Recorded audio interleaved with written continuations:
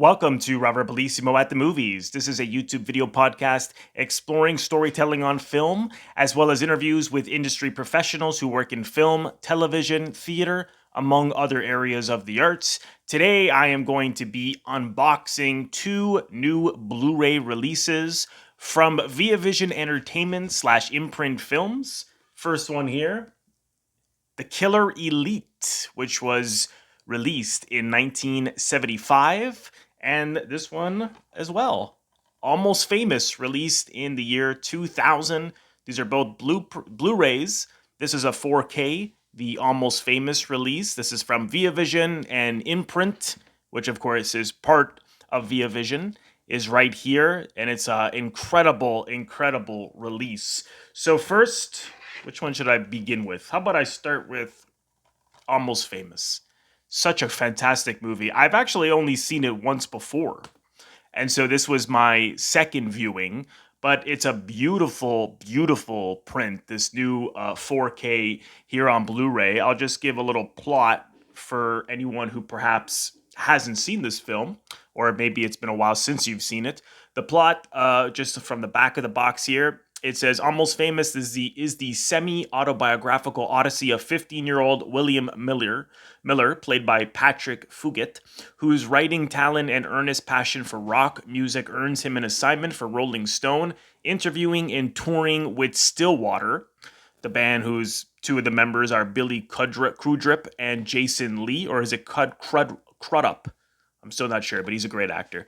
If anyone knows, comment below. I hope I got his name somewhat right. Penny Lane, played by Kate Hudson, is the young groupie who guides him through the wild world of rock heroes, all-night parties, and the most dangerous intensity of all, love. So why don't we first just have a look at this case, this Blu-ray here. There's the front.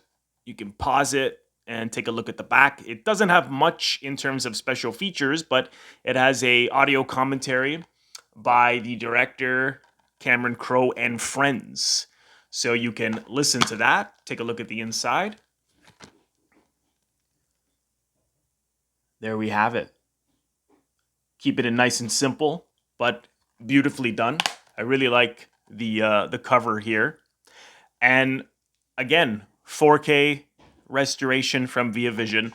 Now, the one thing that it says here, the extended bootleg cut from Cameron Crowe, the writer-director of Jerry Maguire. So I thought, okay, extended cut. Now, I must have seen the theatrical version, which is 2 hours, which came out in the year 2000.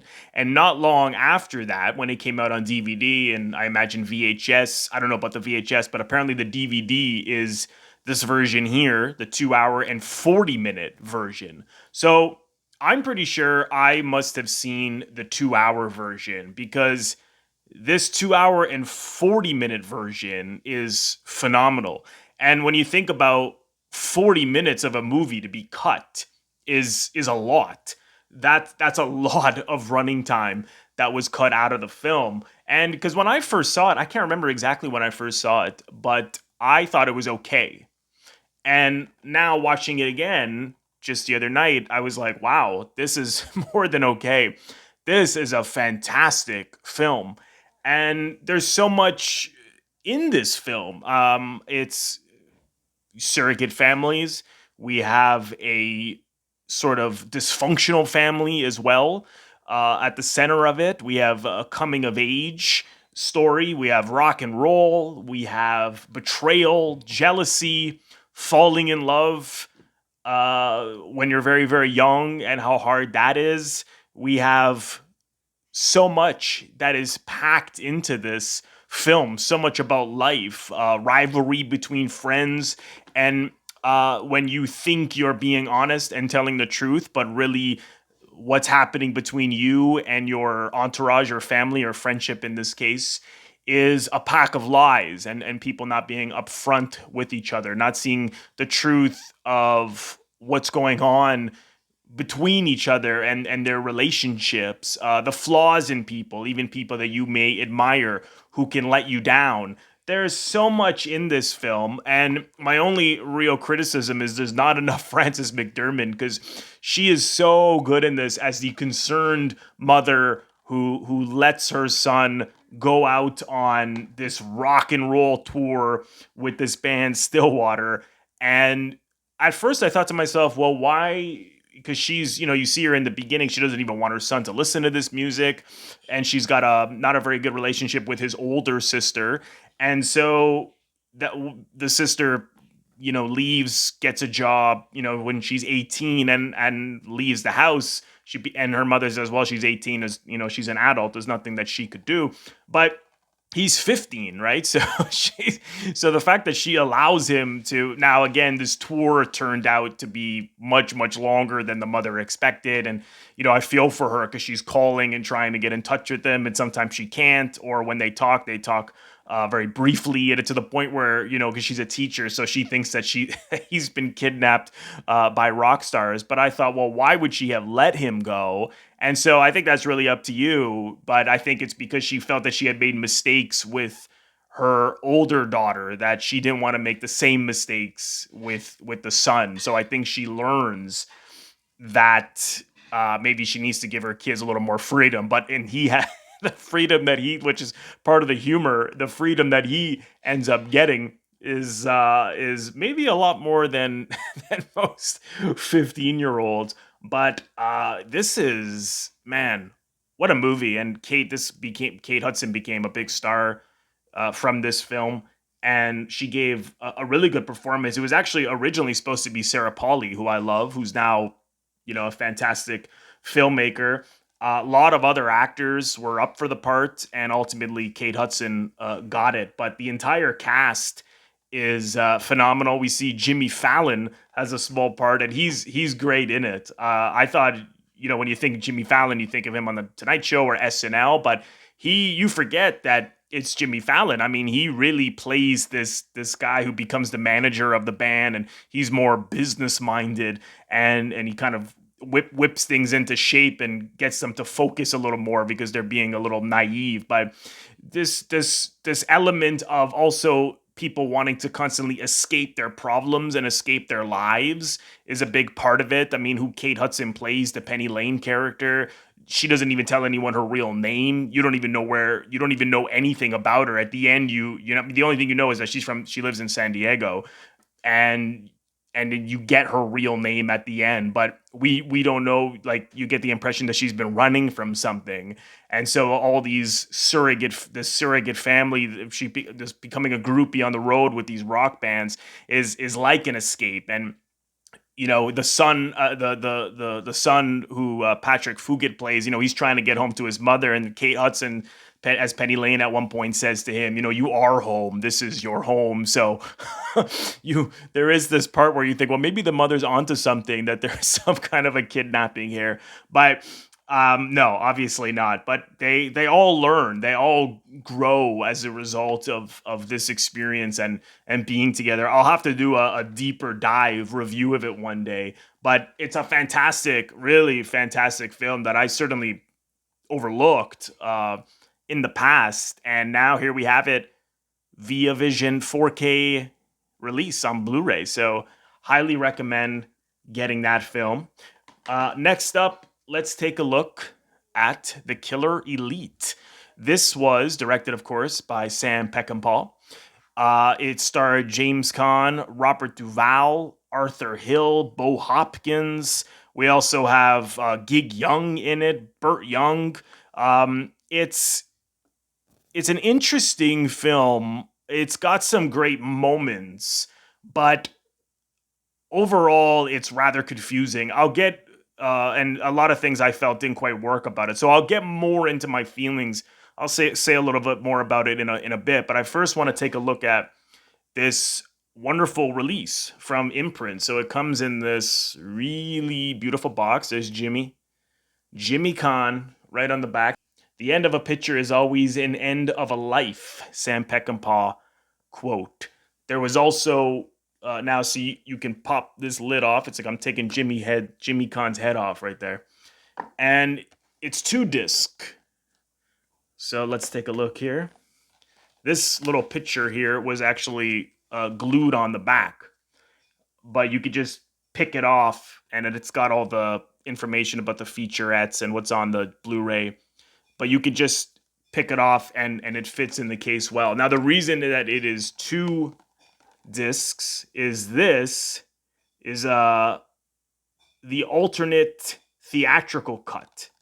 And this is the original. Now, apparently, in order to get a PG rating, Peckinpah went and cut some of the violence out of it, which doesn't sound like Peckinpah, but I'll based on his earlier films, but I'll get into that. So I didn't watch this version because I thought, okay, well, he just took out some of the violence, and he obviously was trying to do so in order to please the censors and get perhaps more of a chance of getting a commercial hit. I guess when I said I was going to get to it later, I just got to it now. That's what I imagine. That's why he did it. But this is the one I watched, which is the original cut, the original theatrical cut. And on the back, it has, now you could take a screenshot there or just pause to see the various features. For me, the movie's got some great moments. It's certainly worth checking out. I've got some problems with it, which I'll get into. But if you are a Sam Peckinpah fan, this is certainly worth it for this amazing package and great Blu-ray release, but also just the number of featurettes that I watched that really give you an insight more into the filmmaker Sam Peckinpah and the man. So I'll get into that in a bit. Here we have the Blu-ray there, and with this lovely sticker. There we go, James Caan kicking butt on the inside. I love that. I'm going to see the other one here. I think, beautiful. There we go. Jimmy Caan working out. And then we have another picture of him. I always like that when we have images on the inside. So there's no special features on this other than a 1080p high definition presentation by MGM. But this is the second disc, the alternate cut that I mentioned. And then we have the original. So I just first want to highlight some of these fantastic featurettes. We have the audio commentary by Sam Peckinpah expert Mike Segal, audio commentator by film historians Paul Sedor, Garner Simmons, and Nick Redman. And then these great featurettes, all by Mike Segal, Passion and Poetry, Sam's Killer Elite, The Passion and the Poetry Project, Mike Segal and his works on Sam Peckinpah, Passion and Poetry, Peckinpah Anecdotes, featurette with actors Chris Christopherson, Ernest Borgnine, James Coburn, David Warner, Ali McGraw, L.Q. Jones, Bo Hopkins, R.G. Armstrong, and Isela Vega, many of his collaborators. This is a really good interview. Film historian Kim Newman on the Killer Elite, Elaine on Elite, interview with Hollywood stylist Elaine Bowerbank. You don't see that much on Feature-S, which I thought was pretty cool to see one of the stylists, Jimmy Caan. She was Jimmy Caan's hairstylist on the film, and she was a stylist on another of his films. This I really like. San Francisco Plays Itself, video essay by filmmaker Daniel Kremer. So talking about how the film was shot, where it was shot in San Francisco, and they go to the locations now, and how some of those locations, due to an earthquake years later, changed drastically. Why some of those, like a certain bridge that you see in the film that you saw in other films is gone now because of that. But they also discuss some other iconic films like Bullet, for example, that was shot in San Francisco. Image galleries promoting the Killer Elite, shooting the Killer Elite in pictures, theatrical trailer, US and TV radio spots, isolated score audio track. So I just want to talk a little bit about Mike Segal. Now, he made a documentary, which I have not seen yet, but this documentary is called Passion and Poetry, The Ballad of Sam Peckinpah, which was released in 2005. And so a lot from the featurettes here are I don't know for sure if they're from the documentary or if they were additional interviews with a lot of these people that collaborated with Peckinpah that he then put in the featurettes. So I don't know if it was just more footage that he had that he could turn into a featurette, or if he just pulled moments from the documentary. But these interviews are fantastic, and they interview him as well, which was just what went into him making the documentary and how much of a Peckinpah fan he was from the time he was a kid. And he's actually a filmmaker. Well, obviously he's a filmmaker because of the documentary, but he has made narrative films as well, and he's done a lot of various things in film. And he learned a lot from Robert Rodriguez, how to shoot a film in low budget. So he talks about that, and he interviewed Robert Rodriguez, and they showed some of that clip when From Dusk Till Dawn came out, and it's pretty interesting. I found it really engaging the way he educated himself. But all these interviews and featurettes and these insights into Peckinpah were and great anecdotes from the Wild Bunch and such. But one of the ones that I liked a lot was film historian Kim Newman talking about the Killer Elite, and he actually highlights that in the 70s the westerns really went out of fashion, and Peckinpah was really a Western filmmaker. And if you look, here in the 70s, he was trying to do different things naturally, and I think that probably fed into the fact that some of his films also weren't doing very well at the box office, so he really needed a commercial hit here. So the fact that he was trying to make it even PG and cut out some violence, he was trying to go for something that was going to make money. But I mean, it's still, like I said, it still has a lot of his great touches. But he highlights the fact that in a sense, this film is like has a Western type of story to it. I'll just read the plot. Friends George Hansen and Mike Locken are hitmen who do contract jobs for a company called ComTeg, associated with the CIA. But when George gets a better offer from the competition, he turns on Mike. So he talks about the fact that the essence of the film really is a revenge story, that the Robert Duvall and James Caan character, who are really good friends at the beginning, and then when Duvall's character turns on Caan and shoots him and takes off for another job to do other jobs and goes against the company he was working for, we see that the Jimmy Caan character slowly recuperates in order to get his revenge, which really is like a Western trope, and the rehabilitation, which to me, and he said this as well, it's about a third of the film is him rehabilitating, and I agree with Kim Newman saying that it was the most interesting part of the film. It was the most emotional part of the film, because here's a guy who now suddenly his life has drastically changed, and life as he knew it is over, and he is disabled. I mean, not literally disabled, but he has to learn how to walk again, and it's going to take time. And and of course he does things against all odds, but he gets shot in the knee and the arm by Duvall, and Duvall's character says, "No, now you're retired," and he walks out. So because they were such good friends, he didn't want to kill him, and I'll get into that in a bit. But that third, to see, and Caan, I mean, the performances are great in this. I mean, Jimmy Caan has this quiet, subtle, humorous way about the way in which he deals with this. I mean, he's a guy, he's got all these emotions going on internally, but he doesn't really let it out. He just sort of is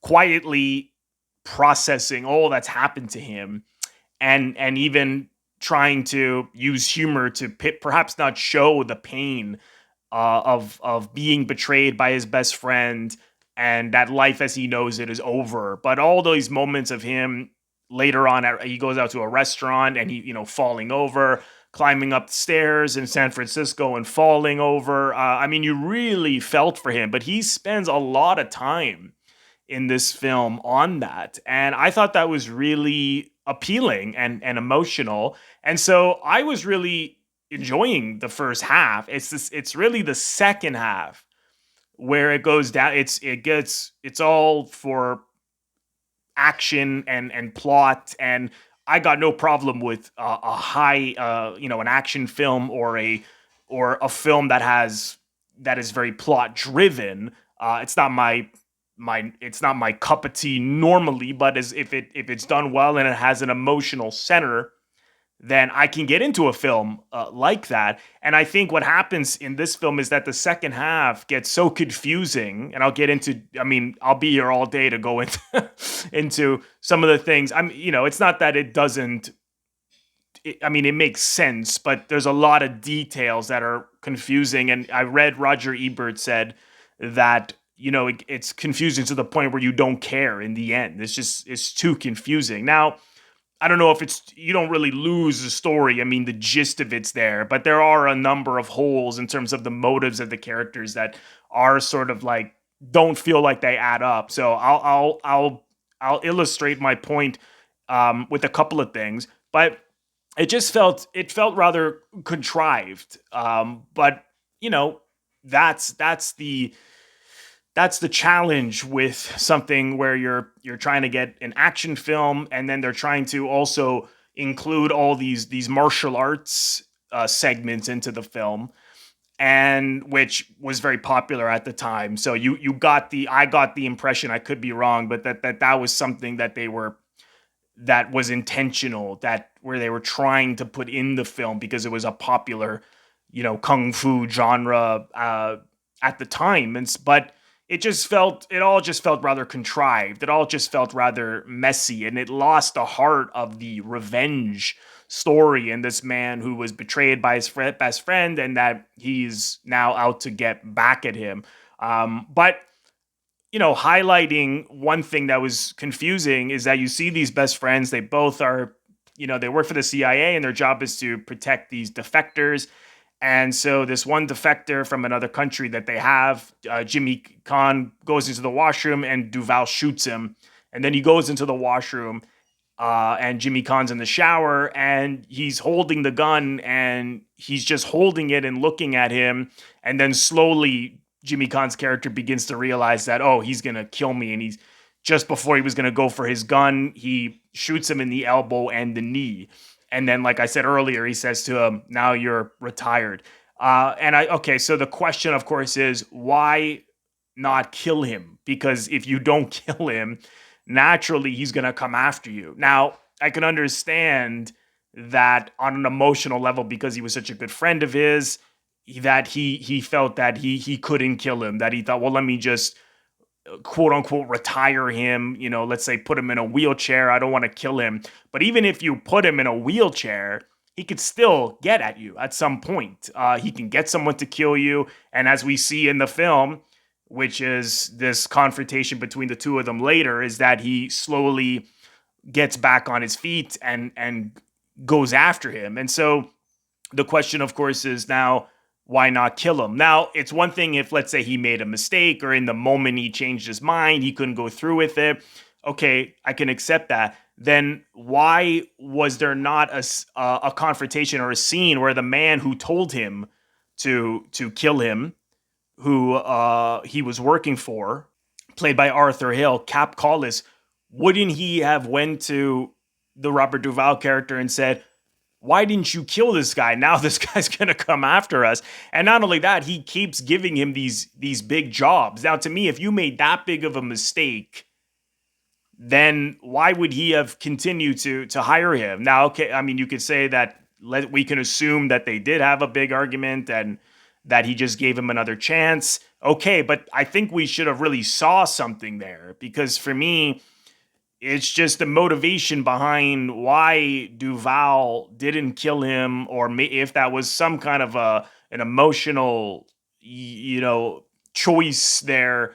That should have been, I felt, really explored. But because they really in the second hour got into the plot and everything, and all the action, it was just lost. It was confusing. And so Now if the intent was to shoot him, and then we see Arthur Hill later on is, I mean, he's quite, you understand why he was cruel to Jimmy Caan, because he's like, well, he sees him learning all these martial arts, he's getting back on his feet, and he's trying to pressure him to take a job with the CIA in another capacity with the CIA, where he's just, well, not necessarily with the CIA, with the Comtag, which is associated with the CIA. He's like always pressuring him to take a desk job, and he calls him a cripple and everything.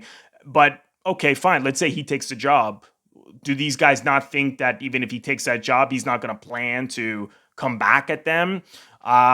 It just didn't quite work. And of course, he learns all these martial arts. Now, okay, was he learning it out of interest, out of curiosity? Was it a way to exercise to get back on his feet? Of course, he's learning all this because later on he's going to fight all these guys who know martial arts, because he has to now protect someone from Taiwan who go after them, are all these ninjas, right? So it's just like, oh well, Jimmy Caan's character now knows how to is now knows these same martial arts, and so he's able to fight them, which leads to the fights at the end. But what also doesn't make sense is that they had guns, Jimmy Caan's character, and they have guns, and they're shooting, and Burt Young, and they're shooting at these guys, and yet they're jumping on them to fight. I'm like, why are you running at someone who has guns? I mean, it doesn't matter how good you are at fighting; they've got guns.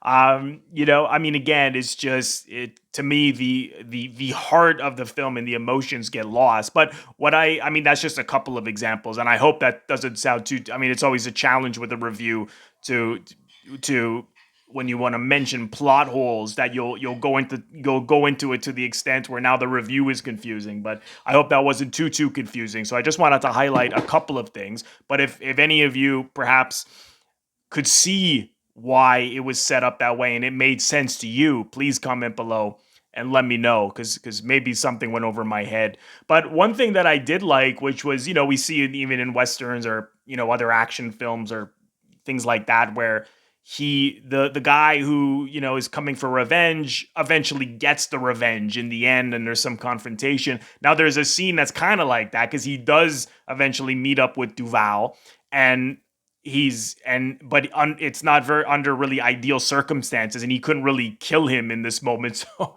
he plans to walk away. And then as he walks away, Bo Hopkins, who then is part of Jimmy Caan's team, kills Duvall. And then Jimmy Caan goes and punches Bo Hopkins. And it was obvious that he did that because he's thinking, man, I wanted to kill that guy, which I thought was both humorous, and Pauline Kael really liked this film, and she felt it was a satire. I don't know about that. I mean, like almost like they were poking fun of perhaps the Western or these action thrillers or whatever. I don't know about that. I mean, I think they were trying to take this seriously, but I think it may feel that way to an extent, because they were trying to pack so much into it with the kung fu and this CIA plot mixed in with it, that it feels kind of funny and satirical. But I think they really were taking it seriously. I didn't feel that it was going for that, but I could see how perhaps someone could